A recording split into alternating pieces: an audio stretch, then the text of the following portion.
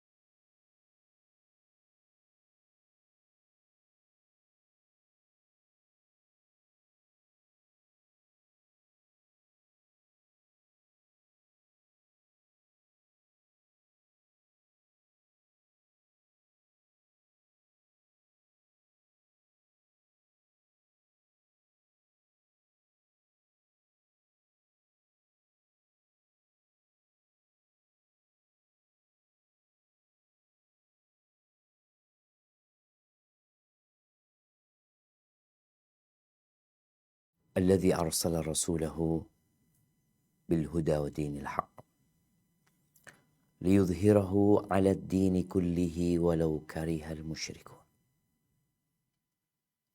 Segala puji bagi Allah Jalla Jalaluh yang telah mengutus Rasulnya dengan petunjuk dan agama yang benar, dengan Al-Quranul Karim dan agama Islam, agar Allah memenangkan agamanya di atas seluruh agama. Walaupun orang-orang musyrik membenci hal itu. Masa itu akan datang. Waktu itu akan tiba. Dan semuanya akan indah pada saatnya. Kita bersyukur kepada Allah menjadi seorang muslim. Dan kita berdoa memohon kepadanya agar menetapkan kita di atas agama ini. Sampai ajal menyebut kita. Allahumma salli wa sallim ala abdika wa rasulika sayyidina wa maulana wa syafi'ina Muhammad wa ala alihi wa ashabihi ajma'in. Ya Allah, semoga salawat, salam, berkah dan nikmat senantiasa Engkau curahkan untuk hamba kekasih-Mu, untuk baginda Nabi kita Muhammad alaihi salatu wassalam, untuk keluarga beliau, untuk istri-istri beliau, untuk putra-putri beliau, dan untuk seluruh sahabat Nabi. Semoga Allah meridhoin kita bersama mereka. Amma ba'd, ahibati fillah. Bicara keluarga, maka kita bicara tentang masa depan sebuah negara. Bagaimana bingungnya negara tatkala mendapati banyak keluarga yang terjadi di dalamnya KDRT, sehingga membuat sebagian orang tidak mau berumah tangga. Bagaimana bingungnya negara tatkala keluarga tidak kepingin punya anak, karena kelangsungan sebuah bangsa itu adalah dimulai dari rumah tangga. Bicara akhlak di dalam rumah tangga, sejatinya akhlak ini pilar sebuah peradaban. Seorang itu dikatakan ada tatkala ada akhlaknya. Tatkala akhlak itu tidak ada, maka kerbau menjadi nama yang lebih pantas bagi dia.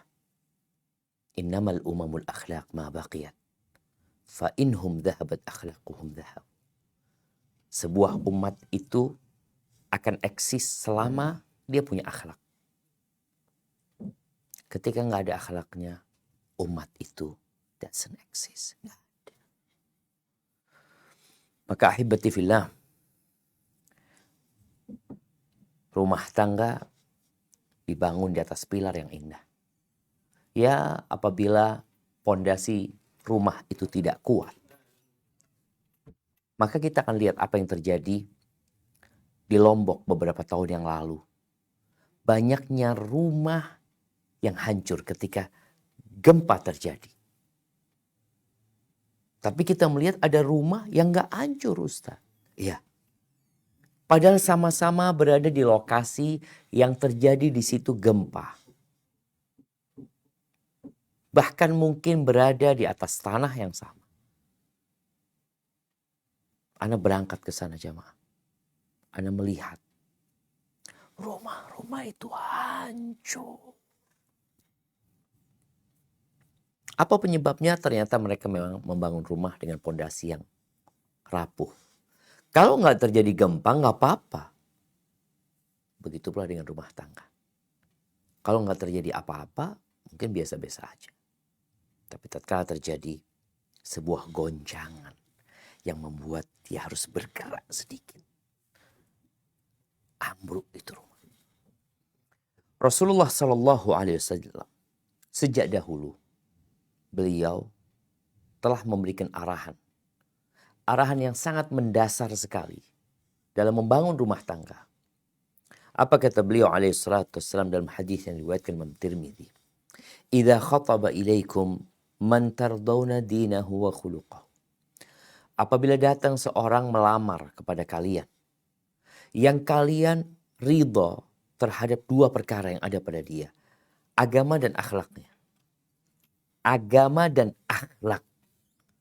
Kalian suka dengan agamanya, dia adalah sosok seorang yang taat kepada Allah, dia seorang yang menjalankan agama sesuai dengan sunnah Nabi alaihi salatu wassalam, dan dia adalah seorang yang memiliki perilaku yang indah, etika yang baik, karakter yang bagus. Masa mau ditolak? Fazawwijuh. Nikahkan orang. Dia punya pondasi yang kuat untuk membangun rumah tangga. Illa taf'alu takun fitnatun fil ardi wa fasadun arid. Kalau kalian tidak melakukan itu, hancur jadi. Yang akan terjadi kalau ternyata standar orang tua menikahkan putrinya adalah karena suka sama suka, karena sudah saling mengenal, karena sudah berpacaran bertahun-tahun, bahkan sudah berbuat dosa. Kalau itu jadi standar orang tua, ya udah rusak yang akan terjadi. Takun fitnatun fil ardi wa fasadun arid. Terjadi kekacauan di muka bumi dan kerusakan yang besar. Lebar kerusakan itu. Nggak mudah untuk memperbaikinya. Kita lihat ya, apabila jalan itu retak, biasanya ditambal sulam. Karena rusaknya nggak besar.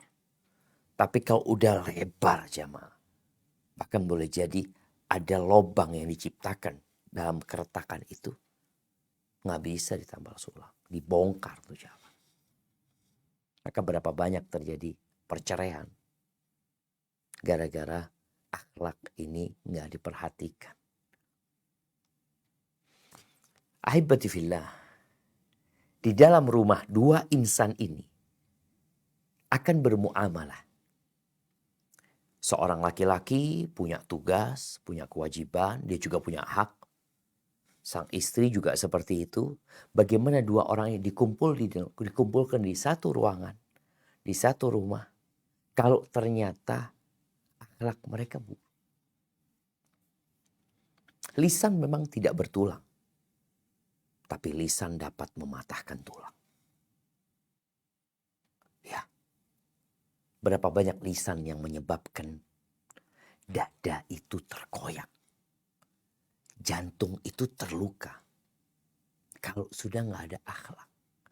Lisannya nggak dijaga. Ngomongnya kasar. Umpatan, makian menjadi sarapan dalam rumah tangga tersebut. Ahibati fillah, Nabi Ismail alaihissalam. Bagaimana beliau menikah? Ya, kadangkala kita berbaik sangka dengan orang yang akan kita nikahi. Orang dulu tuh banyak nikah dari kampung yang sama. Sehingga mereka tidak memerlukan penyidikan, penelitian yang panjang. Anaknya fulan, oh iya Masya Allah, udah tahu tuh. Nabi Ismail pernah menikah dengan seorang wanita.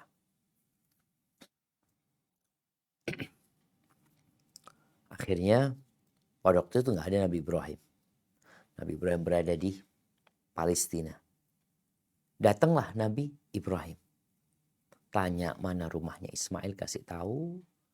Akhirnya dia ketuk rumahnya Ismail. Tanya, kemana Ismail? Kata perempuan penunggu rumah itu mengatakan Ismail yaktasib lana. Dia lagi berburu. Ya sebagai maisha, penghidupan buat mereka. Itu istri Nabi Ismail mengatakan. Nabi Ibrahim bertanya, bagaimana kondisi kalian? Kata dia, oh nahnu fi syiddatin ya. Wa bu'sin, dia ceritakan kondisinya, kita ini susah hidupnya. Kita ini berat hidupnya, penuh dengan kesulitan. Dia sebutkan. Kata Nabi Ibrahim, ya. Taib, nanti kalau Ismail datang aku kirim salam. Kirim salam sama dia. Dan sampaikan kepada dia untuk mengganti atabatul bab. Mengganti di rumah orang dulu itu biasanya depannya itu ada kayak sesuatu yang lebih tinggi dari tanah. Orang naik di atasnya biasanya. Rumahnya juga kadang-kala lebih tinggi dari tanah. Itunya suruh ganti. Oh iya kata dia, udah. Dapat berapa waktu pulang Nabi Ismail. Ya kayaknya ada orang datang nih, kata dia. Iya kata dia, ada orang tua. Dia bagaimana memandang Nabi Ibrahim ini dengan pandangan yang gak nyaman. Ya. Terus ya dia tanya tentang kehidupan kita. Aku ceritakan, aku terus terang. Kita susah, kita sulit. Ini itu. Oh iya. Nabi Ismail tidak mengingkari bahwa hidup mereka memang susah. Tapi yang jadi masalah, bagaimana menyikapi kesusahan dan kesulitan dalam rumah tangga. Itu akhlak. Terus dia pesan apa? Dia kirim salam sama engkau dan dia pesan engkau suruh ganti. Tuh, atabatul bab, depan pintu rumahmu tuh suruh ganti. Kata Nabi Ismail, yang datang tadi itu bapakku. Dan dia nyuruh aku ganti depan pintu rumah itu. Maksudnya engkau. Udah, engkau pulang ke keluarga. Gimana akan tumbuh yang namanya cinta? Bagaimana akan bersemi itu kasih sayang dalam rumah? Apabila salah satu dari anggota keluarga, salah satu dari pasangan hidup ini punya pandangan yang negatif. Memandang segala sesuatu ya dengan pesimis. Ya gak akan bahagia. Mau berbuat baik seperti apapun gak akan dipandang. Maka akhirnya solusinya ganti pasangan. Dan Nabi Ismail ganti istri. Kenapa? Karena akhlak istrinya kayak gitu. Bagaimana dia berbicara yang merupakan lisan itu gayung dari hati. Dan hati ini wadah akhlak yang akan terpancar ke dalam raga kita. Akhirnya Nabi Ismail ganti istri. Nikah lagi. Udah nikah, bawa ke rumahnya itu perempuan. Dan kehidupan Nabi Ismail tidak berubah. Secara ekonomi masih sulit seperti dahulu. Buktinya apa? Nabi Ibrahim datang lagi. Diketuk pintu rumah putranya, datang perempuan. Lain. Bukan yang kemarin. Tanya, mana suamimu? Tadi, oh Ismail sedang berburu. Sama. Masih sulit ekonomi. Sering pergi. Ya. Tanya, makanan kalian apa? Makanan kita ya daging sama air. Oh, gimana kehidupan kalian? Alhamdulillah, kata istrinya yang baru ini. Alhamdulillah kita ini senang hidupnya. Allah berikan kemudahan kepada kita. Dia memuji Allah Azza wa Jalla atas nikmat. Wallahi jemaah. Ini akhlak. Kadangkala kita itu curhat kepada orang. Bahkan bukan kepada orang, kepada media. Yang kita nggak tahu siapa yang akan baca tulisan kita. Yang di situ akan menunjukkan level akhlak kita. Engkau termasuk orang yang berakhlak apa enggak? Engkau cerita sama siapa? Bayangkan istri yang pertama tadi. Itu cerita kepada orang yang tidak dia kenal. Ditanya bagaimana kehidupannya. Dia terus terang ini itu. Ya memang dia terus terang. Tapi ini masalah bagaimana dia memandang kehidupannya. Istri yang kedua ketika ditanya. Apa yang dia ceritakan? Semua kebaikan dan keindahan. Padahal kehidupan mereka tetap. Tapi kualitas istrinya berbeda. Pasangan hidupnya berbeda. Yang ada pujian bagi Allah. Ucapan syukur bagi pencipta. Karena nikmat Allah itu banyak. Akhirnya Nabi Ibrahim nggak tahu nih yang datang siapa. Ya kalau itu kirim salam terus didoakan. Makanan kalian apa? Daging sama air didoakan semoga diberkahin ya. Karena di Mekah nggak ada biji-bijian ya. Nggak ada kebun di sana. Terus kata Nabi Ibrahim. Nanti kalau suamimu datang kirim salam aku sama dia. Lalu sampaikan kepada dia supaya depan pintu rumahnya itu dikokohkan. Dijaga. Nggak usah diganti. Dulu kan suruh ganti. Sudah pergi Nabi Ibrahim. Datang Nabi Ismail. Ada orang datang? Iya. Ada orang datang tadi. Orangnya bagus banget. Dia sebut ke Nabi Ibrahim ini dengan sifat yang indah. Pada waktu istri pertama. Dia lihat Nabi Ibrahim dengan pandangan yang buruk. Orang tua. Orang sepuh. Dia sebut ke Nabi Ibrahim dengan pandangan yang indah. Orangnya baik, ini itu. Terus dia tanya tentang kehidupan kita. Aku ceritakan sama dia. Kita senang, alhamdulillah. Kita berada dalam keluasan yang Allah berikan kepada kita. Kemudian ketika dia tanya, engkau kemana? Aku bilang, engkau berburu. Seperti itu. Kemudian dia punya pesan sama kirim salam sama engkau. Dan depan pintu rumah itu suruh kokohkan. Dan dia doakan makanan kita. Oh gitu kata dia. Yang datang tadi itu bapakku. Dan depan pintu rumahku adalah engkau kata dia. Dia menyuruhku untuk menjaga dan merawatmu. Itu akhlak. Gimana pentingnya akhlak dalam rumah tangga ini. Ahibati fillah. Kita tuh kadang-kala ngelihat di beberapa tempat usaha. Pegawainya itu dituntut oleh pemilik usaha untuk berakhlak. Dituntut. Sampai kadang-kala kita melihat ada 3S. Ada 5S, ada 7S. Coba Anda lihat ya. Yang 7S itu apa? 7S. 7S.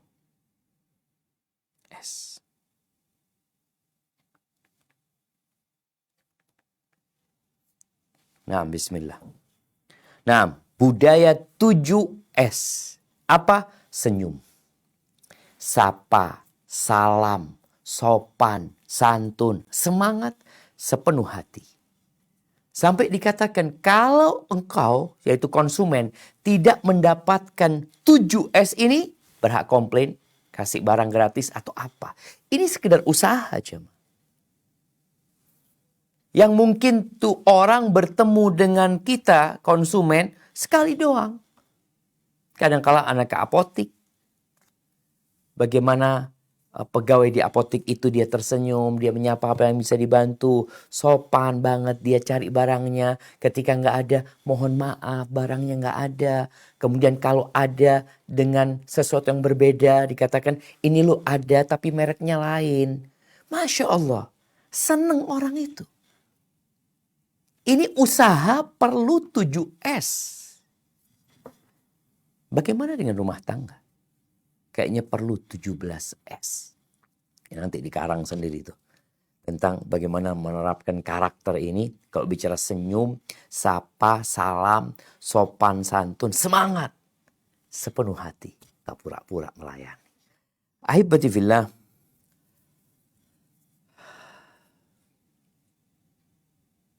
Ana beberapa hari ini sering membaca tentang masalah pernikahan dini.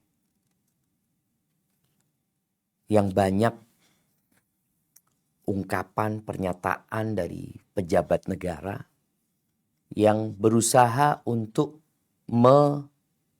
membendung pernikahan dini itu. Meminta kepada para ummahat, para ibu-ibu ya, agar menghindari pernikahan dini. Sebenarnya bukan masalah pernikahan dininya.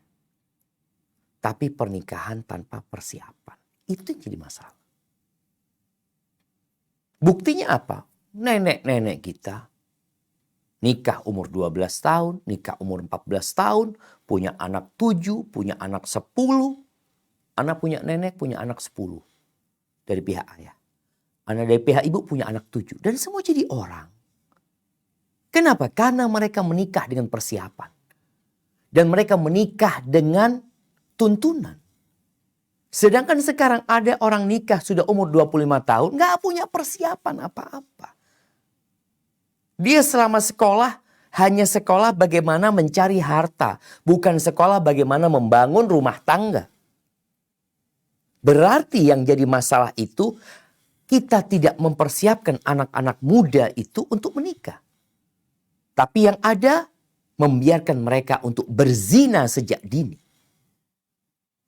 Akhirnya ketika mereka menikah dini karena udah hamil. Ini yang jadi masalah.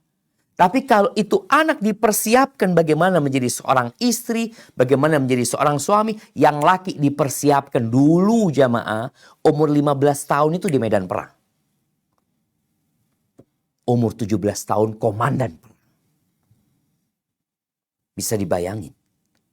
Masalahnya kan tentang bagaimana mendidik itu anak. Bukan masalah mereka menikah dini atau tidak, tapi mereka menikah dengan persiapan. Punya karakter yang laki, punya karakter seorang laki-laki yang bertanggung jawab, yang berakhlak mulia. Yang perempuan punya persiapan untuk menjadi seorang wanita yang soleha, menjadi pendamping ini laki-laki, bertakwa kepada Allah. Itu yang jadi masalah sebenarnya. Yang harus dipikirkan bukan ditahan untuk menikah sejak dini, tapi bagaimana dipersiapkan untuk menikah dalam kondisi sudah mapan. Umur bukan masalah. Karena kita sudah punya pengalaman dengan umur. Tapi sekarang kita lebih banyak memperpanjang masa bocah itu anak. Oh masih kecil. Apanya masih kecil? Apa bedanya anak sekarang dengan anak dulu? Anak sekarang kita merusak mereka. Anak dulu tumbuh menjadi orang-orang dewasa pada waktunya. Sekarang umur 22 tahun. Gak tahu apa-apa. 25 tahun, nggak siap. Belum siap bertanggung jawab. Sekali lagi, baca sejarah kita di Indonesia. Jangan jauh-jauh ke sejarah para sahabat Nabi. Di negeri kita, sebelum kita merdeka, bagaimana anak-anak dididik jemaah? Bagaimana mereka bisa menjadi orang yang bertanggung jawab, berakhlak mulia, dididik, diajarin. Bukan cuma dikasih informasi, cuma dikasih maklumat, pengetahuan, tapi tidak punya karakter yang baik. Dalam Islam, anak ketika sudah baligh, dia sudah seharusnya mandiri. Tapi kita kata, oh masih remaja, masih kecil, ini dan itu. Dan akhirnya dibikin aturan. Dibikin aturan bagaimana menikah umur 19 tahun umpamanya. Bukan masalahnya di umur. Tapi masalahnya bagaimana kita mendidik, memupuk, menempa dia untuk menjadi seorang hamba Allah Azza wa Jalla yang bertanggung jawab. Ahibati fillah, bicara kedudukan akhlak ya. Kita tahu Rasul SAW, beliau bersabda, innama bu'ithu liutammima salihal akhlak. Rawahu Ahmad. Aku tuh diutus sejatinya untuk menyempurnakan akhlak-akhlak yang mulia. Itu diutusnya Nabi alaihi salatu wassalam. Bahkan Nabi alaihissalam ketika ditanya tentang kebaikan, albir, kebajikan itu apa sih ya Rasulullah? Apa kata Nabi SAW? Albirru husnul khuluq. Kebajikan itu adalah karakter yang baik. Akhlak yang mulia. Kemudian Nabi alaihissalam menyebutkan ya, kelak pada hari kiamat. Supaya kita tahu semua jemaah bagaimana kedudukan akhlak ini. Kata Nabi SAW dalam hadis riwayat Abu Dawud dan Tirmidzi. Ma min syai'in yudha'u fil mizan athqal min husnul khuluq.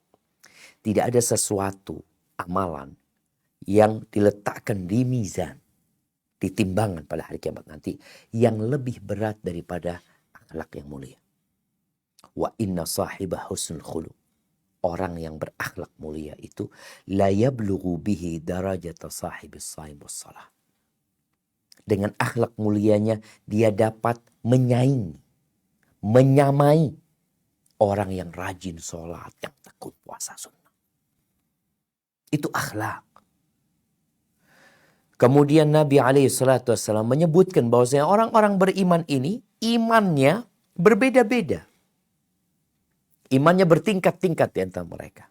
Dan ternyata kata Nabi SAW, akmalul mu'minina imanan ahsanuhum khuluqan. Ini hadis rawahu Ahmad dan Tirmidzi ya. Kata Nabi SAW, orang mukmin yang paling sempurna imannya, yang paling baik akhlaknya. Lalu beliau menyebutkan tentang kehidupan rumah tangga. Wa khiyarukum khiyarukum linisaihim khuluqan. Dan orang yang terbaik di antara kalian adalah orang yang paling baik sama perempuan-perempuannya. Sama istri-istrinya dalam berperilaku. Siapa yang mengatakan itu? Nabi SAW. Maka disinilah kita tahu kedudukan akhlak yang bakal membangun rumah tangga menjadi rumah tangga yang harmonis, yang penuh dengan cinta dan kasih sayang. Dan ketika ada badai, rumah itu nggak hancur. Rumah itu bertahan. Ketika ada gempa, rumah itu bertahan. Kenapa? Karena pondasinya benar. Bukan harta. Ketika pondasinya harta, maka apabila harta itu pergi dan hilang, rumah tangga akan hancur. Pondasinya kecantikan. Sampai kapan perempuan akan cantik? Dia akan jadi tua. Dia akan keriput. Dia tidak akan lagi bisa melayani suami seperti dahulu. Tapi sang suami tetap akan mencintai. Karena apa? Akhlak. Ahibati fillah. Nabi SAW menyebutkan tentang orang yang paling dicintai oleh beliau.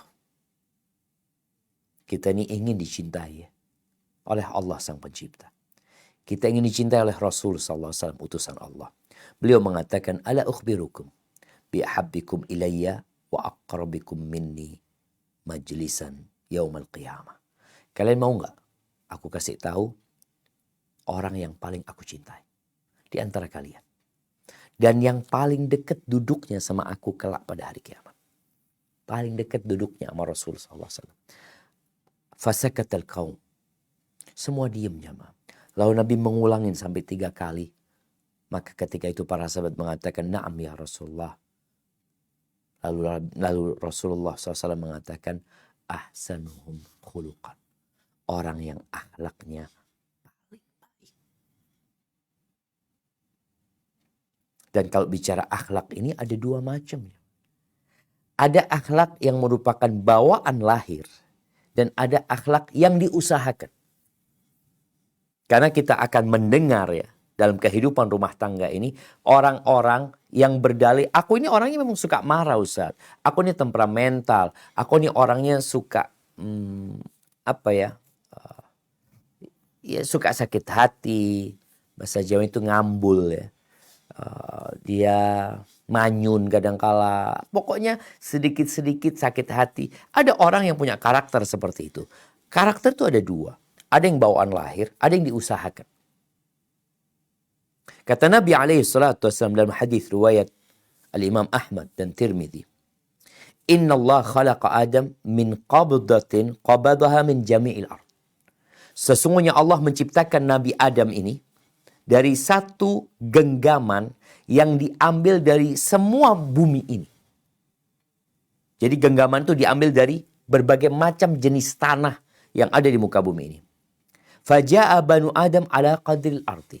Maka anak-anaknya Adam ini kemudian menjadi manusia sesuai dengan tanah tadi.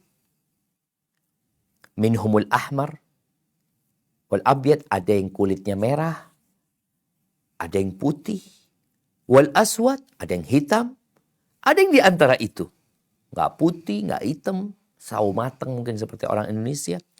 Ini dari sisi warna kulitnya. Dari sisi tabiatnya, wasahl wal hazan. Ada yang mudah orangnya.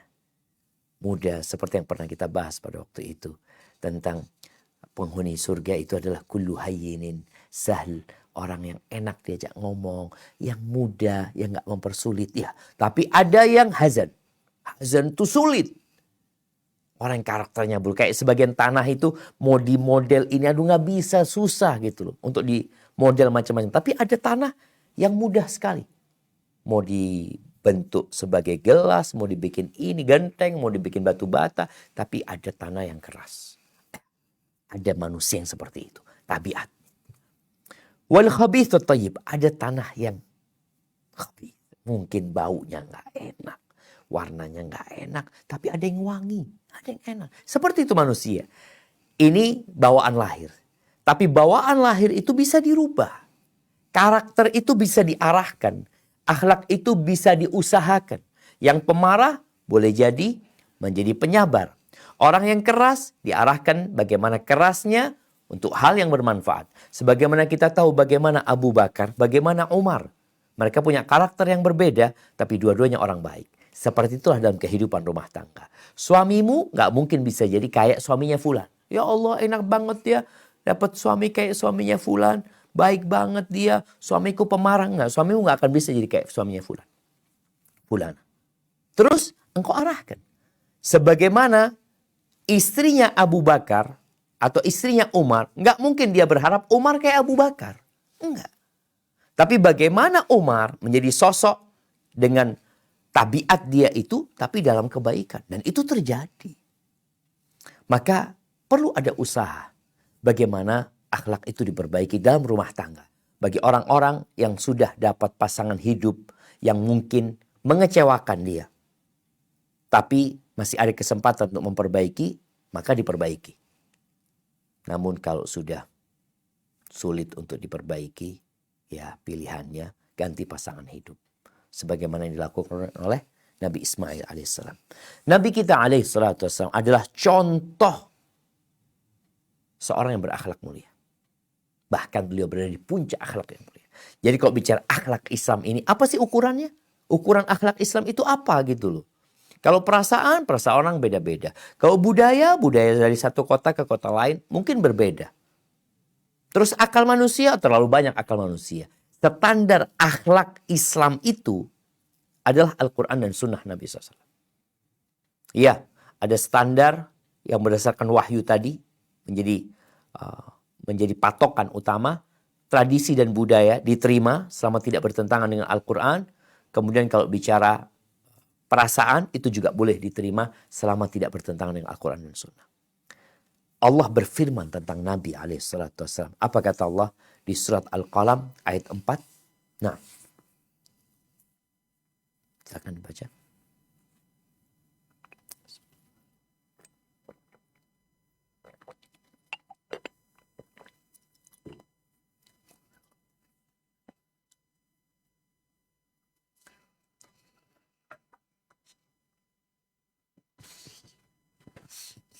Nah, silakan. أعوذ بالله من الشيطان الرجيم وإنك لعلى خلق عظيم. Dan sesungguhnya engkau benar-benar berbudi pekerti yang luhur. Itu Nabi alaihissalam. Dan beliau mengatakan, aku orang yang paling baik bersama keluargaku, bersama istri-istriku. Kenapa ayat ini perlu dibaca? Perlu direnungkan. Perlu ditadabburi. Karena kita tahu ada orang-orang yang Islamfobia. Yang kemudian memandang kehidupan rumah tangga Nabi alaihissalam tidak ideal. Karena Nabi punya banyak istri alaihissalam. Bahkan sebagian orang berpikir yang istrinya satu itulah yang ideal. Enggak. Buktinya Nabi alaihissalam memberikan contoh hal itu. Dan beliau baik bersama semua istri-istri. Sallallahu alaihi wasallam. Dan apa kata Allah tentang diri Nabi alaihissalam ini? Di surat Al-Ahzab ayat 21. Di surat Al-Ahzab ayat 21.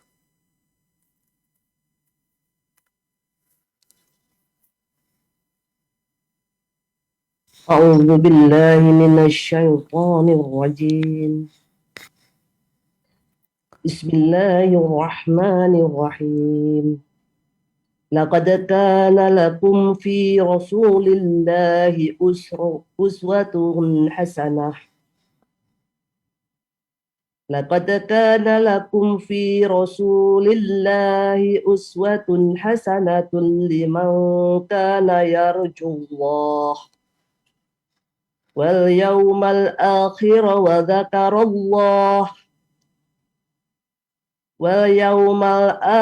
وذكر الله كثيرا.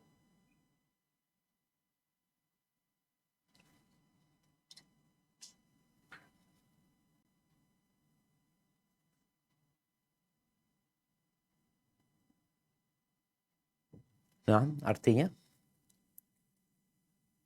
Sungguh telah ada pada diri Rasulullah itu suri tauladan yang baik bagimu, yaitu bagi orang-orang yang mengharap rahmat Allah dan kedatangan hari kiamat dan yang banyak mengingat Allah. barakallahu fikum. Nih, sebagian orang yang menjadikan public figure, artis fulan, artis fulana, sebagai percontohan rumah tangga yang harmonis.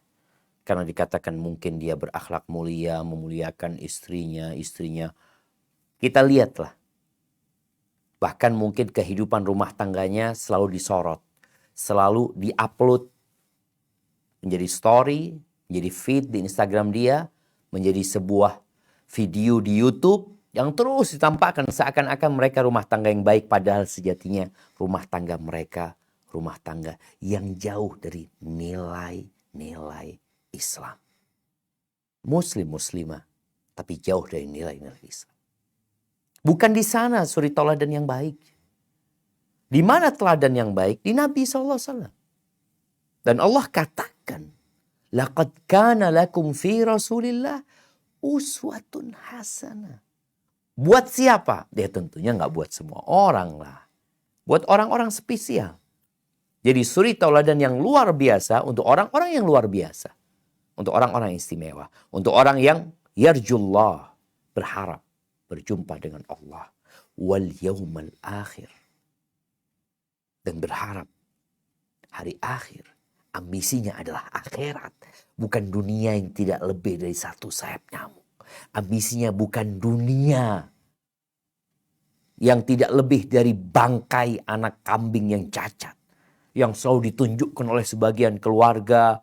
Yang diikutin oleh banyak muslim. Oh, menunjukkan kekayaannya, menunjukkan ininya, itunya, macam-macam. Ini suri tauladan bagi orang yang beriman. Dan berambisi akhirat.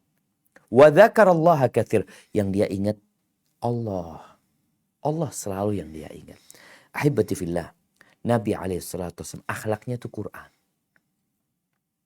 Jadi ya standar orang itu berakhlak baik atau tidak dalam bermuamalah sama keluarganya, suami sama istri, istri sama suami, anak sama orang tua sama anak, ya Al-Quran.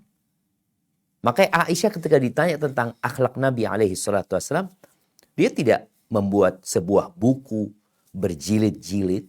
Dia juga tidak menyampaikan dalam waktu yang cukup panjang, bertahap, untuk menjelaskan tentang akhlak Rasul SAW. Karena Aisyah banyak meriwayatkan hadis, enggak. Dia menyampaikan akhlak Nabi dalam ibarat yang pendek sekali. Kana khuluquhul Quran. Akhlak Nabi itu Quran. Bas. Engkau mau tahu akhlak Nabi? Baca Quran. Nah, kita akan baca sekarang nih. Bagaimana Al-Quranul Karim mengajarkan kepada umat untuk berakhlak mulia dalam berumah tangga. Dan itu dilakukan oleh Nabi SAW. Baik, saya akan dibaca di surat An-Nisa ayat 19. A'udzu billahi minasyaitonir rajim. Bismillahirrahmanirrahim. Ya ayyuhalladzina amanu لا يحل لكم أن ترثوا النساء كرها ولا تعضلوهن لتذهبوا ببعض ما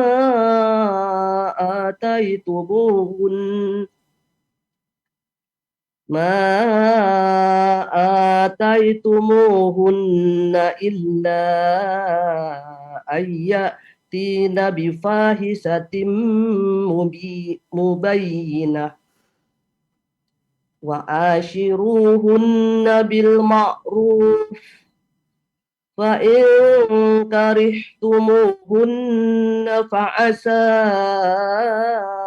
أن تكرهوا شيئا ويجعل الله فيه خيرا كثيرا. Wahai orang-orang yang beriman, tidak halal bagi kamu mewarisi perempuan dengan jalan paksa. Dan janganlah kamu menyusahkan mereka karena hendak mengambil kembali sebagian dari apa yang telah kamu berikan kepadanya, kecuali apabila mereka melakukan perbuatan keji yang nyata. Dan bergaulah dengan mereka menurut cara yang patut. Jika kamu tidak menyukai mereka, maka bersabarlah, karena boleh jadi kamu tidak menyukai sesuatu, padahal Allah menjadikan kebaikan yang banyak padanya. Allahu Akbar. Ini akhlaknya. Islam datang memperbaiki perilaku orang-orang jahiliyah, di mana mereka mempusakai wanita, istri bapaknya, ketika bapaknya meninggal dunia. Boleh jadi istri bapaknya mereka nikahin kalau mereka mau, atau dihalangin untuk menikah, kecuali kalau memberikan sesuatu dari harta. Itu terjadi pada masa jahiliyah dahulu. Datang Islam memperbaiki. Dan Allah katakan wa'ashiruhunna bil ma'ruf. Pergauli mereka dengan cara yang patut. Ma'ruf. Sebagian ahli tafsir mengatakan ma'ruf itu bukan sekedar menjalankan kewajiban. Cukup, enggak. Artinya sesuatu yang lebih dari itu. Ada ihsan. Jadi berbuat baik plus. Itu yang harus dilakukan dalam rumah tangga. Tidak semua kesalahannya diurusin. Bukan hanya melakukan, sudah kan kewajibanku hanya memberikan nafkah, udah selesai. Enggak, ada yang lebih dari itu yang dilakukan oleh para suami. Itu perintah siapa? Perintah Allah Azza wa Jalla. Makanya kalau kita lihat bagaimana Rasul SAW di rumahnya bersama istrinya. Beliau menjahit bajunya sendiri alaihissalam. Memperbaiki sandalnya. Bantu urusan keluarganya. Itu ma'ruf. Sesuatu yang baik, jemaah. Mengikuti budaya yang ada, tradisi, sekali lagi plus perhatian, kasih sayang yang diberikan kepada istri. Fa in karihtumuhunna. Kalau kalian benci sama mereka, gimana? Apa yang dilakukan? Ini bicara akhlak dalam rumah tangga. Gimana? Ingat, ketika orang tua punya anak ya. Jangan sampai anak itu mendengarkan ungkapan-ungkapan buruk dari orang tuanya. Jangan sampai anak itu menghafal ibarat-ibarat yang jelek. Yang tidak seharusnya didengarkan oleh mereka. Akhirnya mereka menghafal. Jangan. Baik dari bapak atau dari ibu. Fa in karihtumuhunna. Kalau kalian benci sama mereka. Ceraikan. Caci maki, hina, rendahkan, enggak. Bahkan Nabi SAW mengatakan, wala tuqabbih, jangan suka menjelek-jelekan perempuan, jangan. Apa yang dilakukan? Sabar. Lihat kepada kelebihan, bukan melihat kepada kekurangan. Itu akhlak. Bagaimana istri Nabi Ismail yang pertama melihat kepada kekurangan, istri Nabi Ismail yang kedua melihat kepada kelebihan.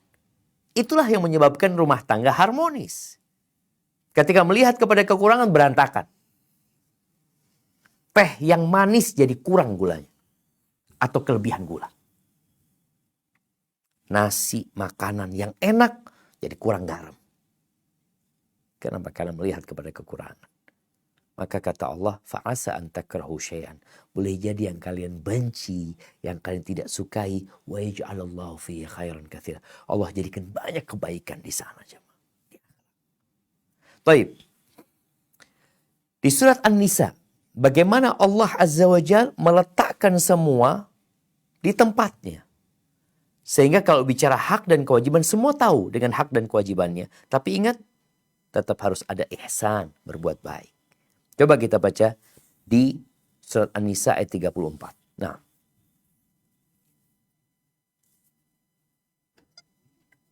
أعوذ بالله من الشيطان الرجيم الرجال قوامون على النساء بما فضل الله بعضهم على بعض وبما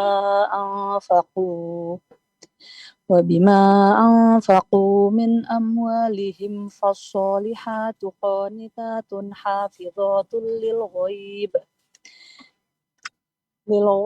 بما حفظ الله واللاتي تخافون نشوزهن فعظوهن واهجروهن في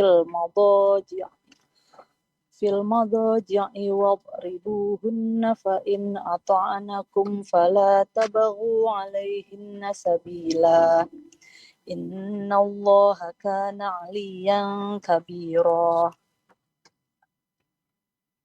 Laki-laki atau suami itu pelindung bagi perempuan atau istri, karena Allah telah melebihkan sebagian mereka laki-laki atas sebagian yang lain perempuan, dan karena mereka laki-laki telah memberikan nafkah dari hartanya. Maka perempuan-perempuan yang saleh adalah mereka yang taat kepada Allah dan menjaga diri ketika suaminya tidak ada, karena Allah telah menjaga mereka. Perempuan-perempuan yang kamu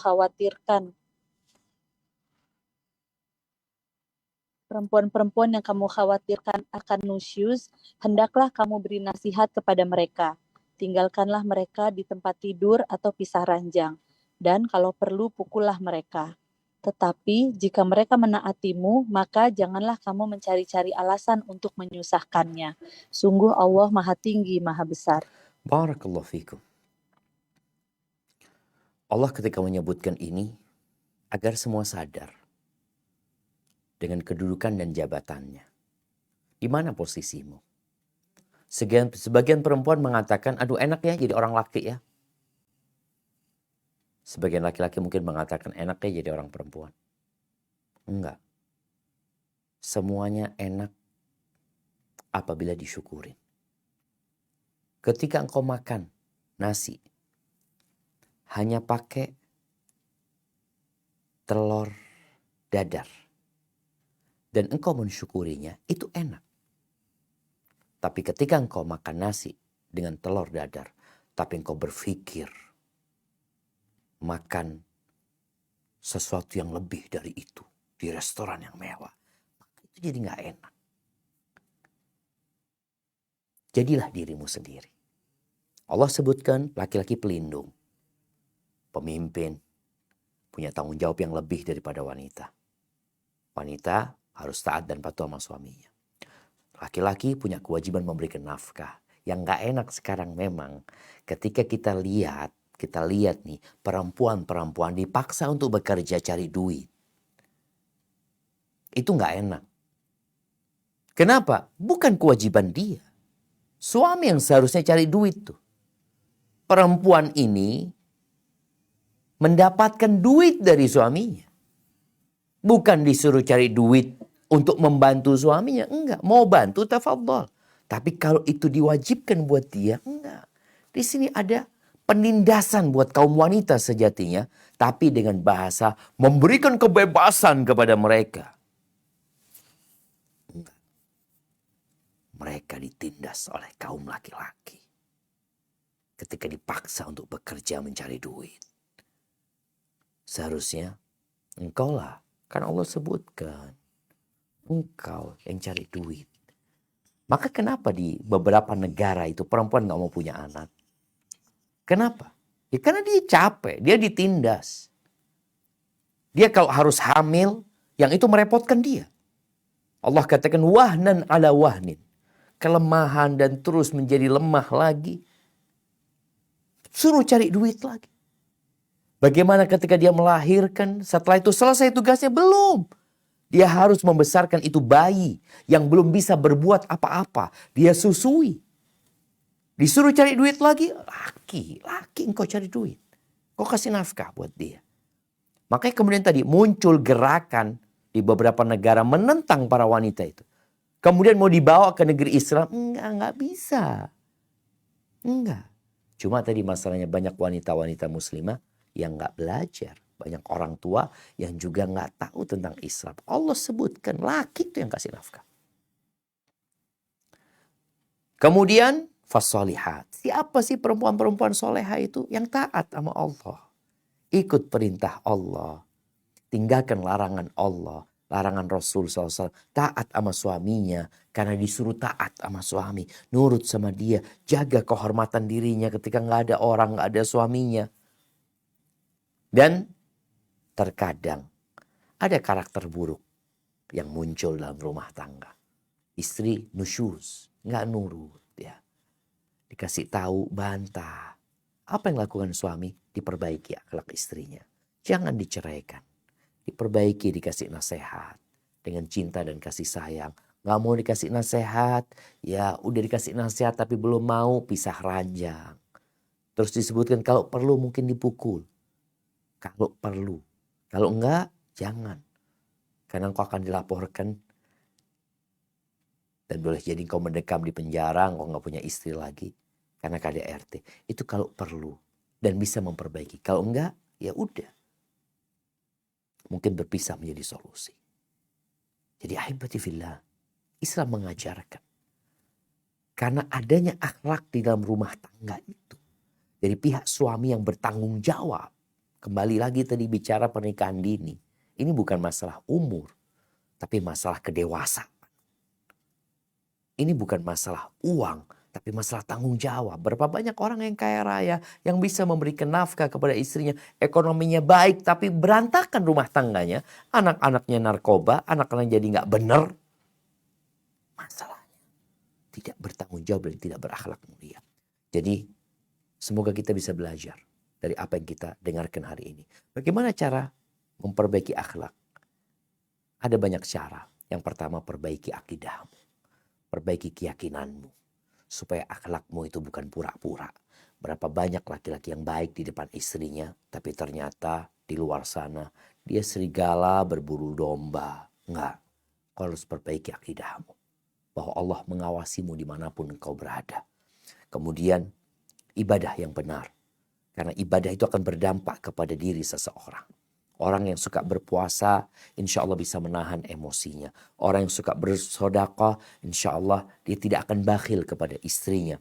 Orang yang berangkat umroh, berangkat haji, insya Allah dia akan belajar bagaimana berkumpul dengan orang lain. Ibadah-ibadah ini menumbuhkan akhlak dan karakter yang mulia. Seorang yang rajin ke masjid dan suka bertegur sapa dengan orang lain di rumah Allah Azza wa Jalla, insya Allah sama istri, sama keluarga istri, dia juga akan baik. Yang ketiga, berdoa mohon sama Allah Azza wa Jalla agar diperbaiki akhlak dan karakternya. Yang keempat, belajar menuntut ilmu. Karena insya Allah dengan tumbuhnya ilmu, bertumbuh pula akhlak. Ketika kita tahu sesuatu, bagaimana kita lihat orang-orang? Tatkala tahu bahwa makanan itu berdampak buruk kepada kesehatannya, maka dia nggak akan makan.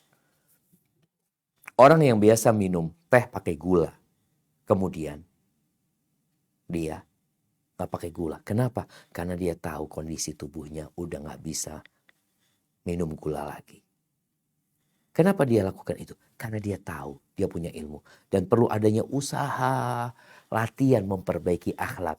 Seorang istri yang suka marah, umpamanya, bagaimana dia memperbaiki dirinya untuk tidak marah? Seorang istri yang suka ngambek, ya, bagaimana dia tidak lagi ngambek? Seorang istri yang kalau lagi marah sama suaminya, dia malah nggak mau ngomong sama suaminya, dia meninggalkan suaminya, dirubah bagaimana dia memulai minta maaf sama suaminya. Insya Allah, perbanyak sedekah. Perbanyak sedekah. Ketika Nabi SAW mengatakan, ditampakkan kepada aku neraka. Dan kebanyakan penghuninya adalah wanita. Nabi mengatakan, tasaddaqna. Perbanyak sedekah. Ikhlas lillahi ta'ala, insyaAllah karakter buruk itu akan berubah. Hadza wallahu a'lam bishawab. Itu mungkin beberapa hal yang dapat membantu kita memperbaiki akhlak kita. Dan semoga dengan itu rumah tangga kita menjadi rumah tangga yang penuh dengan cinta dan kasih sayang. Kalaupun ada badai, badai akan berlalu. Kalaupun ada gempa yang menggoncang, dia tetap utuh. sampai ke surga Allah Azza wa Jalla. Hadza wallahu a'lam bishawab. Ana kembalikan ke moderator untuk mungkin memandu jalannya pertanyaan. Jazakillah khair. Alhamdulillahirrahmanirrahim. Jazakallah khair wa barakallahu fiik Ustadz untuk ilmunya. Dan seperti biasa Ustadz sudah banyak sekali pertanyaan yang masuk. Izin untuk membacakan pertanyaan pertama Ustadz.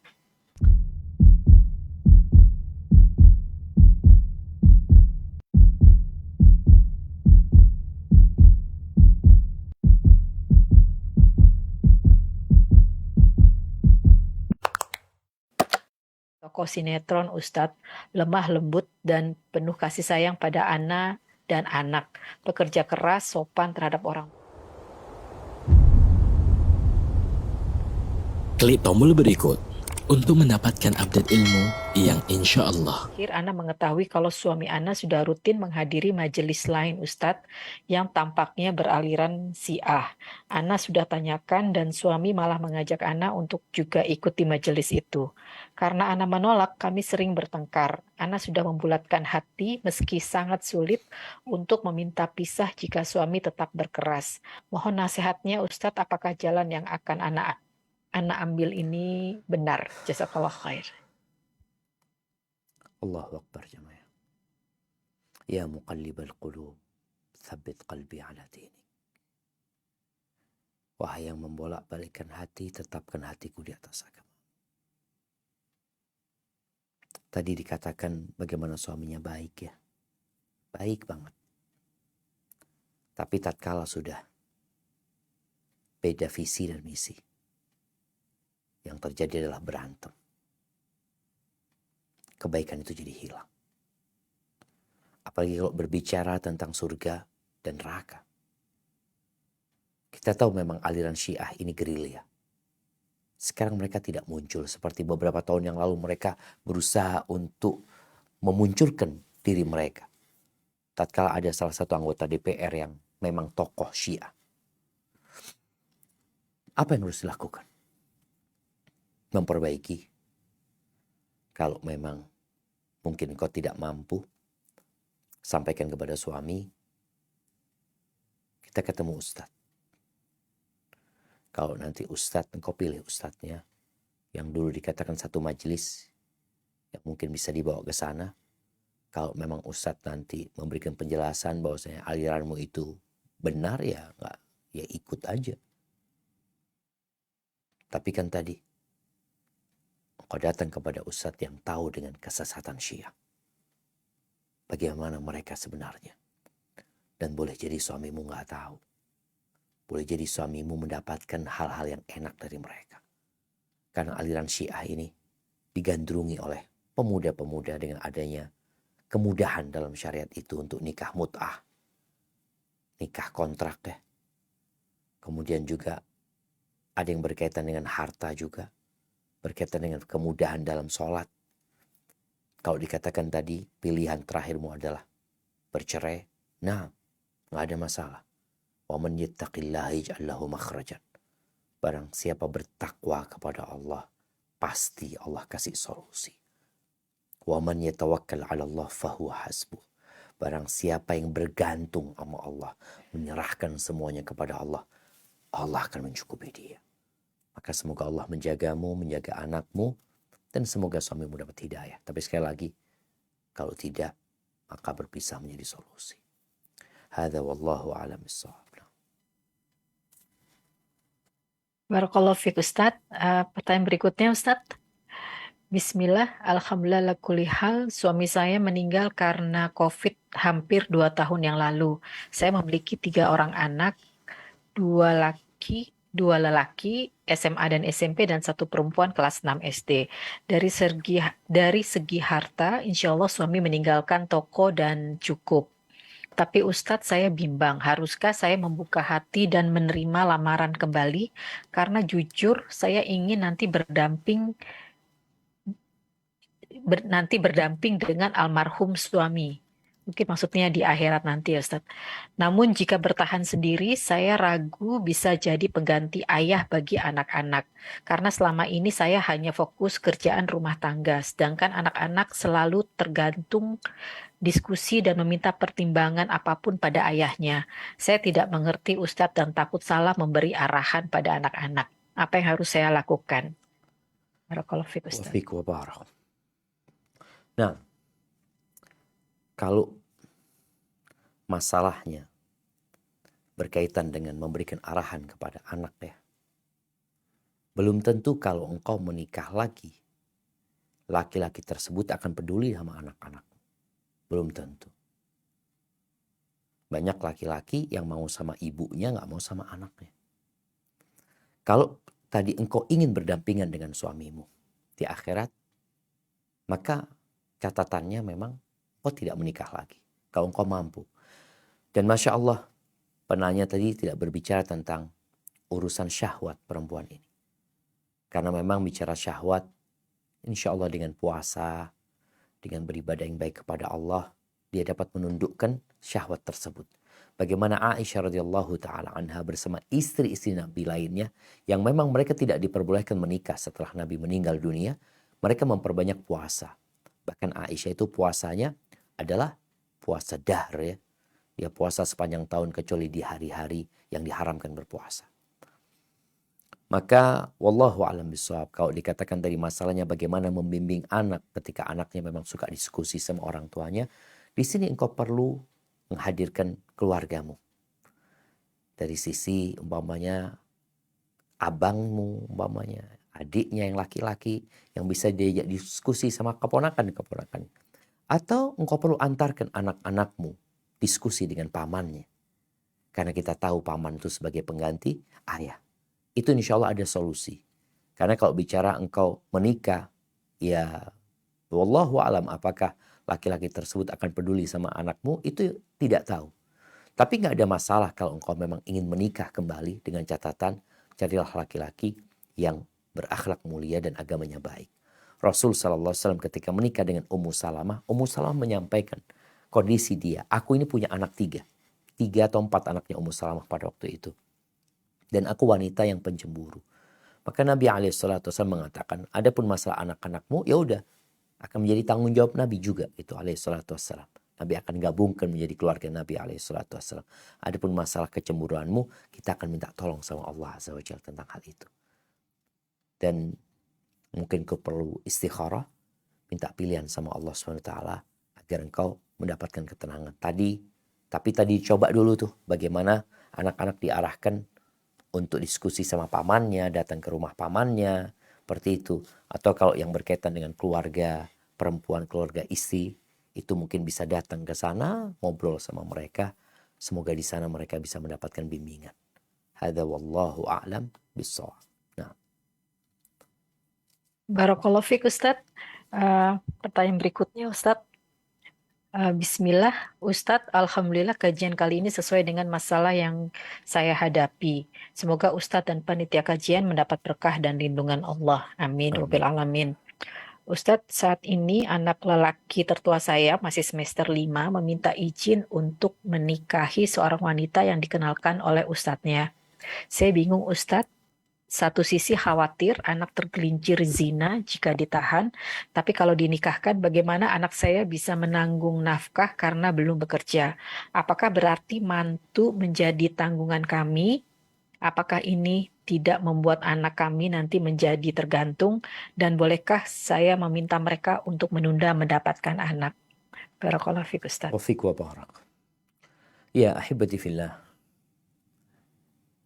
Ini sempat disinggung tadi ya, tentang masalah pernikahan dini mungkin.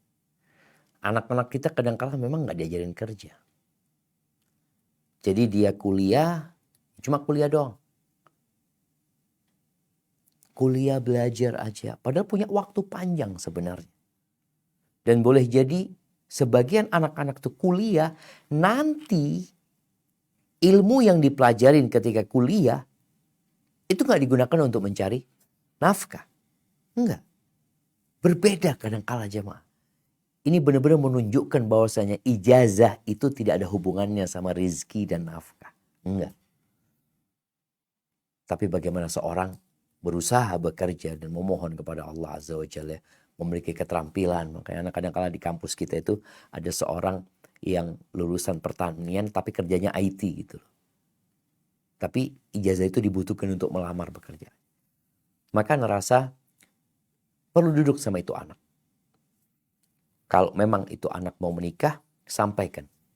Seorang menikah itu perlu kemampuan. Disinilah pentingnya mendidik itu anak untuk jadi dewasa. Engkau punya kemampuan apa? Bagaimana engkau akan memberikan nafkah kepada dia? Kalau sekolah itu keinginan orang tuanya, disinilah kadang-kadang orang tua maksa anak itu kuliah. Padahal anak itu sebenarnya mau bekerja. Tapi karena orang tua yang maksa dia untuk kuliah, akhirnya dia nggak bisa bekerja. Padahal dia udah dewasa, dia bisa bekerja sebenarnya untuk menghasilkan uang dan memberikan nafkah. Mungkin orang tua membantu, boleh jadi dia ngutangin. Orang tua mengutangin anaknya. Agar anak itu menjadi orang yang tanggung jawab. Engkau mau menikah silahkan. Biaya dari ayah tapi utang hitungannya. Supaya dia bertanggung jawab. Sehingga dia lanjutkan kuliahnya, nanti dia bekerja dan melunasi utang itu. Itu bisa menjadi solusi. Walaupun nanti mungkin orang tuanya akan mengikhlaskan, tapi dalam rangka mendidik itu anak agar dia bertanggung jawab. Engkau sampai lulus, ayah utangin. Kasih utang dia selama 2 tahun sampai selesai. Sehingga dia nanti akan melunasinya ketika dia selesai. Adapun berkaitan dengan menunda punya anak nggak ada masalah. Karena memang kondisinya masih kuliah, masih belajar. Tapi yang jelas tolong anak itu dipersiapkan secara mental ya. Secara agama. Sehingga dia menjadi orang yang bertanggung jawab. Karena Nabi SAW mengatakan, Man istata'a minkumul ba'a. Barang siapa yang punya kemampuan di antara kalian, hendaklah dia menikah. Kalau nggak mampu, jangan nikah, jangan maksa. Terus gimana? Ketika takut berzina, puasa. Ada solusinya. Hadza wallahu a'lam bissawab. Jazakallah khair Ustadz. Pertanyaan berikutnya Ustadz. Tafadhal ya. Ya. Bismillah, Ustadz, saat ini kami tinggal di area perumahan yang nyaman dan dekat dengan sekolah anak-anak. Namun tetangga kami lebih banyak non-muslim. Namun alhamdulillah mereka baik-baik Ustadz dan menghormati kami. Namun saya agak segan untuk berkumpul misalnya arisan ataupun jalan pagi bersama karena mereka seringkali membawa anjing mereka. Awalnya saya dan suami bermaksud sekalian siar bahwa muslim juga dapat bergaul dengan baik dan memuliakan tetangga. Tapi dengan kondisi tersebut apa yang harus kami lakukan? Haruskah kami pindah rumah dan mencari lingkungan baru yang lebih sesuai? Masya Allah, barakallahu fiik. Iya, ahibati fillah. Al-jar qabla ad-dar. Seperti itu bunyi peribahasa Arab. Al-jar qabla ad-dar. Tetangga sebelum pilih rumah. Karena memang tetangga itu akan berdampak kepada kehidupan kita. Sebagian orang punya rumah di kompleks yang bagus, yang aman, yang asri, tapi ternyata tetangga-tetangganya non-muslim. Maka itu pilihan sebenarnya. Kalau engkau memilih tetap di rumah tersebut dengan catatan engkau berusaha untuk mewarnai dan tidak diwarnai. Berusaha untuk menunjukkan indahnya Islam kepada mereka dengan cara berbuat baik kepada tetangga. Acara-acara mereka yang kita tahu tadi, mau mereka jalan santai dengan anjing mereka, ini dan itu nanti yang ditakutkan membuat anak-anak kita jadi terbiasa dengan anjing. Bahkan kepingin piara anjing mereka.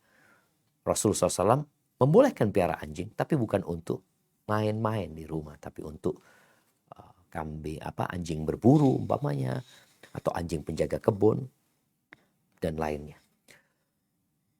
Jadi pilihannya tadi apabila engkau bisa mewarnai mereka, berbuat baik kepada mereka, interaksi dengan mereka, boleh jadi dengan kita kirim makanan sama mereka, berbagi sama mereka, sabar menghadapi mereka untuk menunjukkan indahnya agama Islam. Tapi kalau ternyata engkau nggak mampu dan dikhawatirkan anak-anak dapat terpengaruh nantinya dengan mereka, terbiasa melihat kesyirikan umpamanya. Anak-anak main ke rumah mereka melihat simbol-simbol kesyirikan di sana. Sehingga awalnya anak ini yang membenci lama-lama jadi jadi biasa umpamanya. Itu berbahaya buat mereka. Jadi semua kembali kepada penanya tadi. Kalau dia milih bertahan dengan catatan dia bisa mewarnai dan menjaga anak-anaknya dari pengaruh lingkungan, ahlan wa sahlan. Tapi kalau engkau tidak mau, alhamdulillah, bumi Allah luas dan banyak perumahan-perumahan yang sejatinya lebih baik ya, yang bisa dipilih. Itu kalau memungkinkan. Hadza wallahu a'lam bissawab. Nah.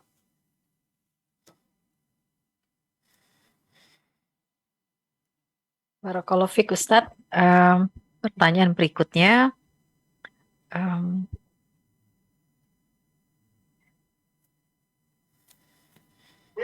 Bismillah, Assalamualaikum warahmatullahi wabarakatuh. Waalaikumsalam. Afwan izin bertanya Ustadz, bagaimana menyikapi suami yang tidak memberikan contoh yang baik bagi anak-anak, terutama bagi keimanan dan ibadah anak-anak.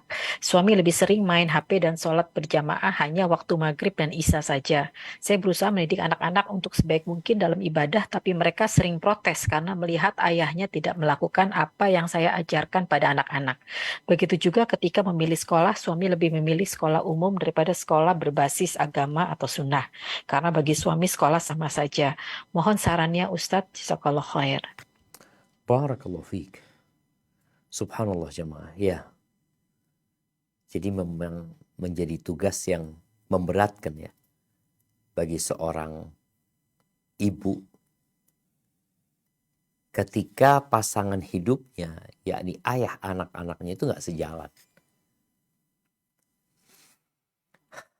Sampai ada yang mengatakan jemaah, mata yablughul bunyanu yawman tamamahu idza kunta tabni wa ghairuka yahdum. Kapan bangunan itu akan selesai? Kalau engkau bangun sedangkan yang lainnya menghancurkan bangunan itu. Kapan mau selesai? Istri berusaha untuk membangun dengan baik. Suami malah menghancurkan bangunan tersebut. Mungkin yang lebih baik ya, bagaimana sang istri datang kepada suami. Sampaikan kepada suami tentang apa yang dia inginkan untuk masa depan anak-anaknya di dunia dan di akhirat. Dan minta suami, kalau tadi suami mungkin gak bisa sholat berjamaah tiap waktu, tapi mohon kepada dia untuk nyuruh anak-anak. Untuk dukung. Bukan malah gembosin. Jadi istri memohon, ngobrol sama suaminya. Artinya kalau tadi suami tetap mau main handphone ini itu, sampaikan aku melarang anak-anak ini. Paling tidak engkau sampaikan, silahkan suami mau punya alasan apa, bikin alasan apa, itu terserah suami. Tapi bagaimanapun harapannya dia tetap mendidik anak dengan baik. Karena contohnya ada seorang ayah yang perokok. Ngerokok dia. Tapi dia gak mau anaknya merokok. Artinya dia bisa melarang anaknya merokok. Padahal dia melakukan hal itu. Tapi kan sebenarnya nggak baik karena dia tidak memberikan contoh yang baik. Tapi bagaimana sang istri kalau memang suami tadi udah diajak tapi masih sulit, cari dukungan dari suami. Minta dukungan dari suami sambil didoakan sehingga sang istri punya kebebasan. Ketika anak-anak nanti protes, bapaknya hadir. Iya, ibu benar. Kalian harus sholat di masjid, mamanya. Oh bapakku nggak ke masjid ini dan itu. Itu urusan bapak bagaimana dia menjawabnya kepada anak-anaknya nantinya. Karena ana yakinlah semua orang itu ingin anaknya baik. Cuma kadang-kala dia belum baik. Tapi dia ingin anaknya baik insyaallah. Hadza wallahu a'lam bissawab. Jazakallah khair Ustadz. Berikutnya kami persilakan untuk yang bertanya langsung. Mohon afwan satu pertanyaan dan langsung ke pertanyaannya. Ukhti Dosi. Tafadholi. Ya, baik, terima kasih. Assalamualaikum Ustadz. Waalaikumsalam warahmatullahi wabarakatuh. Ahlan wa sahlan. Baik. Naam, tafadhali. Baik Ustadz, seperti yang sudah tadi Ustadz jelaskan bahwa memang saya memulai pernikahan belum dengan cara yang dianjurkan ya Ustadz ya. Masih ada dosa-dosa yang dulu saya dan suami lakukan. Sekarang kami berdua mulai hijrah, mulai belajar sunnah. Nah, tapi di sini masalahnya Ustadz bahwa suami saya ini masih tarik ulur untuk belajar sunnah. Dan kadang kalau saya ingatkan dengan cara-cara yang disarankan dengan cara lemah lembut itu sih tersinggung. Padahal yang saya pelajari kalau seorang istri membuat suaminya tersinggung itu juga merupakan dosa. Nah, terus kekhawatiran kedua saya adalah ketika saya terus mengingatkan dia, apakah nanti dia akan ilfeel sama saya seperti itu, terus akhirnya akan berpaling dengan pasangan yang mungkin lebih sesuai dengan keinginannya dia gitu. Tapi di sisi lain suami saya termasuk suami yang baik, suami yang bertanggung jawab, sayang dengan istri dan anak-anak. Eh, Sampai batas mana saya harus berusaha gitu Ustaz, untuk mengajak suami saya. Demikian Ustaz. Wassalamualaikum warahmatullahi wabarakatuh. Waalaikumsalam warahmatullahi wabarakatuh. Subhanallah jemaah. Iya. Berkaitan dengan pertanyaan yang disampaikan tadi, istri diperintahkan oleh Allah Azza wa Jalla untuk memperbaiki kesalahan suami. Allah mengatakan wa tawasaw bil haqq wa tawasaw bis sabr. Allah juga mengatakan wal mu'minatu wal mu'minuna wal mu'minatu ba'duhum awliya'u ba'd ya'muruna bil ma'ruf wa yanhauna 'anil munkar. Laki-laki yang beriman, perempuan yang beriman, sebagian mereka adalah pelindung untuk sebagian lainnya. Mereka beramar ma'ruf dan bernahi munkar. Apabila sang suami melakukan sebuah perbuatan dosa, maka sang istri diperintahkan untuk menegurnya dengan cara yang baik. Kalau dia tersinggung, di sini bukan dosa istri. Selama cara yang dia lakukan sudah penuh dengan kebijakan, ya, maka bukan salah dia. Seperti Nabi Ibrahim alaihissalam, dia diperintahkan sebenarnya untuk berbakti kepada orang tuanya. Akhirnya dia mendakwain orang tuanya, ngajak orang tuanya, marah orang tuanya, bukan cuma tersinggung, marah dan bahkan mengusir Nabi Ibrahim alaihissalam. Nah, itu bukan dosa, karena yang dilakukan adalah benar dengan cara yang benar pula. Tapi kalau bicara sampai batasan mana seorang istri mengasih tahu suaminya, ketahuilah bahwasanya kita ngasih nasihat itu jangan sampai membuat orang itu jenuh. Tadi kan disebutkan takut jadi ilfil, kemudian dia berpikir yang lain. Iya, kita cari waktu yang tepat, dengan cara yang tepat, bagaimana mengingatkan suami dengan akhirat, ya. Ajak suami ziarah kubur umpamanya, ajak suami untuk ke tempat-tempat bencana, yang itu insya Allah akan menumbuhkan keimanan, rasa takut kepada Allah Azza wa Jalla. Jadi, kalau yang dilakukan suami itu bukan yang haram. Kadang-kadang ada suami yang ya banyak hal-hal yang mubah umpamanya jamaah yang dia lakukan, selama nggak sampai tingkatan yang haram, mungkin istri perlu toleransi sama dia. Kadang-kadang ada suami yang punya hobi-hobi yang dia senang sama hobi itu, tapi hobi itu mungkin menguras waktu, tapi nggak haram umpamanya. Ada suami yang suka mancing umpamanya, ya udahlah, nggak ada masalah dia suka mancing, dia dapat ikan alhamdulillah, nggak dapat nggak apa-apa, tapi yang dilakukan adalah sesuatu yang boleh. Jadi yang pertama, jangan sampai memberikan nasihat yang membuat dia jenuh tadi.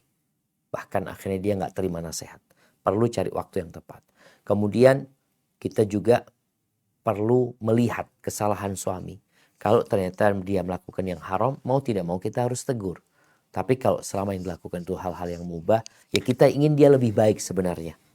Kita ingin semualah kepingin lebih baik. Tapi kadang-kadang ada yang nggak mentok di situ. Jadi selama suami melaksanakan yang wajib, meninggalkan yang haram, alhamdulillah istri bersyukur. Ya udah alhamdulillah disyukurin, dan pelan-pelan tadi untuk mengangkat level keimanan dia dengan berbagai cara, bukan hanya mengasih nasihat, mungkin dia juga sudah capek dengarkan nasihat kita, tapi diajak ke tempat-tempat, hadir di tempat-tempat yang bisa menumbuhkan keimanan. Hadza wallahu a'lam bissawab. Barakallahu fiik Ustadz. Masih ada waktu ya Ustadz? Ya. Afwan. Tafadhal. Barakallahu fiik. Baik, saya bacakan dulu satu pertanyaan sebelum saya akan buka lagi untuk yang resen. Bismillah Ustadz, Satu, bagaimana batasan seorang wanita yang memiliki peran menjadi seorang istri dan ibu, namun harus keluar rumah untuk mengurus amanah dakwah dalam suatu rumah Quran khusus muslimah, yang tentunya kami harus banyak keluar rumah mengurus lembaga tersebut dan sekalian mengajar dan belajar. Yang mana yang harus kami dahulukan, melayani suami yang akan berangkat ke kantor atau tetap duduk di majelis ilmu via online walaupun sudah diizinkan suami. Barakallahu fiik, Ustaz. Masya Allah, barakallahu fiik. Ya, ahibati fillah, dalam menjawab pertanyaan yang disebutkan tadi, maka hendaklah kita tahu dengan skala prioritas. Seorang muslim itu perlu tahu mana yang wajib, mana yang sunnah. Jangan sampai dia mengejar yang sunnah, mengejar sebuah kemuliaan, tapi ternyata dia meninggalkan sebuah kewajiban. Kalau dia harus keluar rumah, mengajar, tapi tidak melupakan tanggung jawabnya mendidik anaknya dan melayani suaminya, maka ahlan wa sahlan. Silahkan dia lakukan itu. Tapi kalau ternyata waktu dia lebih banyak di rumah Quran, ngajar, yang menyebabkan kewajiban dia terlantar, maka ketahuilah bahwa saya mengajar di rumah Quran itu fardu kifayah. Artinya fardu kifayah itu, ya kalau ada orang yang menggantikanmu, selesai, kau jadi nggak wajib. Dan bisa cari orang gitu. Tapi melayani suamimu itu fardu ain, engkau yang wajib. Bukan perempuan lain yang wajib melayani suami. Mendidik anak-anakmu, engkau yang punya kewajiban itu. Maka hendaklah memperhatikan hal itu. Yang kedua, berkaitan dengan mana yang lebih utama ya, mendengarkan kajian online ya, atau melayani suami, padahal suami memberikan izin. Ya, suami anti baik, tapi anti harus lebih baik. Artinya ketika seorang istri tahu ini sesuatu yang sunnah, sesuatu yang kalau kita nggak dapatkan secara live, kita bisa dapatkan secara apa sih, nggak live ya. Tapi suami yang mau berangkat kerja, ketika dia pergi nggak bisa lagi engkau melayani dia. Maka nasihat ana, mungkin kau lebih baik fokus melayani suamimu, melayani surgamu. Setelah dia pergi, engkau bisa menonton kajian itu tidak secara live. Insya Allah engkau tetap bisa mendapatkan dua kemuliaan. Kemuliaan melaksanakan kewajiban melayani suami dan mendapatkan sunnah dengan mengikuti kajian. Hadza wallahu a'lam bishawab. Jazakallah khair, Ustadz. Berikutnya, tafadholi untuk Ukhti Ummu Muhammad untuk satu pertanyaan dan langsung bertanya. Assalamualaikum warahmatullahi wabarakatuh, Ustadz.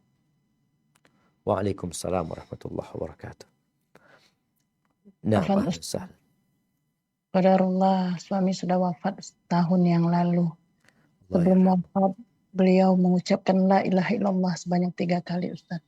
Alhamdulillah, mudah-mudahan husnul khatimah ya. Itu hal yang membuat ana sedikit tenang bahwa ana pernah mendengar di kajian-kajian Ustaz Salaf itu bahwa barang siapa yang di akhir kalimatnya mengucapkan la ilaha illallah, maka insya Allah dia dijamin masuk surga. Allahumma amin. Ini sudah 1 tahun dari pemakaman beliau. Ana tidak pernah ke kuburan karena ana juga dengar di kajian bahwa kalau wanita itu sangat tidak dianjurkan untuk ke pemakaman. Jadi ana berusaha untuk tidak ke pemakaman karena berusaha semaksimal mungkin kan meninggalkan hal-hal sekalipun itu yang mubah. Wallahu alam. Jadi kemarin anak-anak ke sana dilihat kuburan itu agak longsor karena posisinya kemarin kan agak tebing. Nah, yang ana mau tanyakan, maksud ana mau menyemen keliling dengan maksud supaya tanah itu tidak longsor, bukan disemen seperti yang kebanyakan orang dikasih keramik dan lain sebagainya itu, Ustaz. Siap. Maksud ana mau kelilingi semen, terus di kepalanya nanti ana kasih semen yang ana kasih kode aja gitu, huruf Kasih pertama tanda. nama suami. Gimana itu, Ustaz? Mohon Masya Allah, petunjuknya, Ustaz. barakallahu fiik. Jazakallahu khairan. Assalamualaikum warahmatullahi wabarakatuh. Waalaikumsalam warahmatullahi wabarakatuh. Masya Allah, barakallahu fiik ya. Semoga yang meninggal diampuni sama Allah Azza wa Jal, dan yang ditinggal dikasih kesabaran. Ya, berkaitan dengan hukum ziarah kubur bagi wanita, memang masalahnya ada khilaf di antara para ulama ya. Jumhur ulama berpendapat tetap dianjurkan wanita untuk ziarah kubur, tapi tidak sering-sering dia ziarah kubur. Tujuannya adalah mengingat kematian. Karena perempuan pun perlu mengingat kematian. Salah satu cara mengingat kematian adalah dengan menziarahi kuburan. Tapi memang ada pendapat yang kedua yang mungkin itu yang lebih dipilih oleh ibu yang bertanya tadi, bahwasanya sebagian melarang wanita untuk ziarah kubur secara umum. Barakallahu fiik. Kembali kepada pertanyaan selanjutnya tentang bagaimana hukum menyemen kuburan demi untuk menyelamatkan dia dari longsor. Nggak ada masalah kalau tujuannya memang memasang itu semen agar tidak longsor. Artinya menjaga kuburan itu supaya tidak terjadi sesuatu yang tidak diinginkan.